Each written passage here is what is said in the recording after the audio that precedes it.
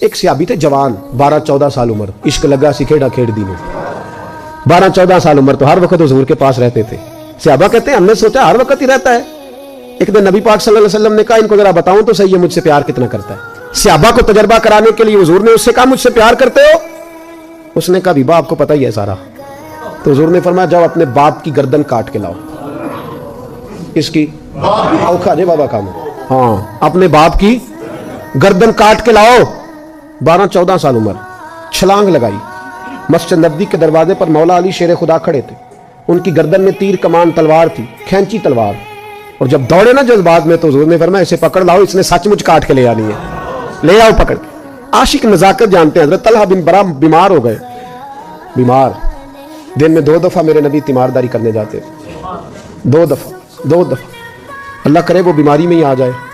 چر ہویا مینو ترلے لیندیاں کدی موڑ میرے ول واگاں, خواب میری وچ ایک وار جہاں میں ساری عمر نہ جاگاں. نبی پاک صلی اللہ علیہ وسلم 2 دفعہ تیمارداری کرنے جاتے, 2 دفعہ دن. 2 دفعہ حضور پتہ لے. ایک دن حضور شام کو گئے, ان کا ماتھا چوما تو حضور کی آنکھوں میں آنسو آ گئے.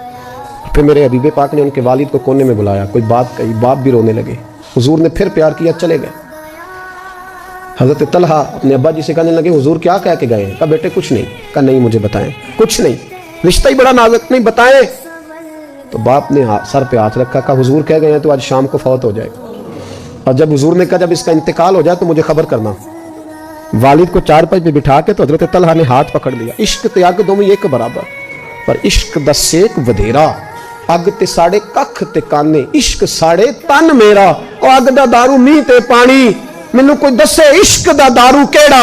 بلے شاہ اتھے کچھ نہیں بچدا جتھے عشق ہوراں دا ڈیرا.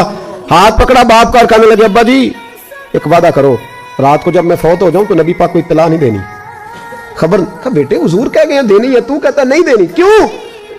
عاشق نزاکت جانتے ہیں. اگرچہ 12-14 سال عمر تھی پر عشق پکا تھا نا, نزاکت سمجھتے تھے. کہنے لگے ابا جی جن گلیوں سے حضور نے گزر کے آنا ہے وہ یہودیوں کی گلیاں ہیں. ایسا نہ ہو میرے جنازے کی خاطر حضور گزرے اور کوئی میرے نبی کو تکلیف دے دے, اس لیے خبر نہیں کرنی مصطفیٰ کو. آپ جنازہ پڑھ کے دفنا دینا. رات کو انتقال ہوا, باپ نے جنازہ پڑھا, دفن کیا. سارا کچھ جاننے والے رسول آئے. کہا مجھے بتایا کیوں نہیں؟ عرض کی محبوبہ, کہتا تھا حضور کو تکلیف نہیں دینی, میری ذات کی خاطر تکلیف نہ دینا, نہ کوئی یہودی تکلیف نہ پہنچا دے. گلیاں یہودیوں کی ہیں, قربان جائیں. ساری دنیا روزہ رسول پہ, اور میرے رسول نے فرمایا مجھے بتاؤ اس کی قبر کہاں ہے. ساری دنیا روزہ رسول پہ, اور نبی پاک اس غلام کی قبر پہ کھڑے آنسو بہ رہے ہیں. صحابہ کہتے ہیں ہر قبر پہ دعا یہ ہوتی تھی, یا اللہ قبر کشادہ کر دے, یا اللہ اس کا حساب آسان کر دے. یہاں دعا بھی انوکھی, اس کے لیے دعا بھی انوکھی, رشتہ ہی بڑا نازک ہے.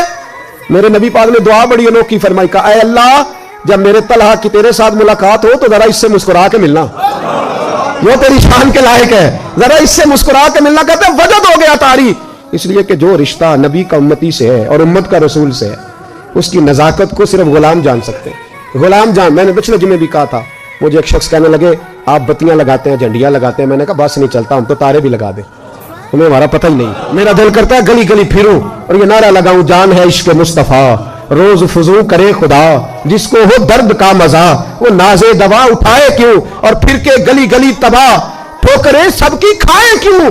اگر دل کو عقل دے خدا تو تیری گلی سے جائیں کیوں.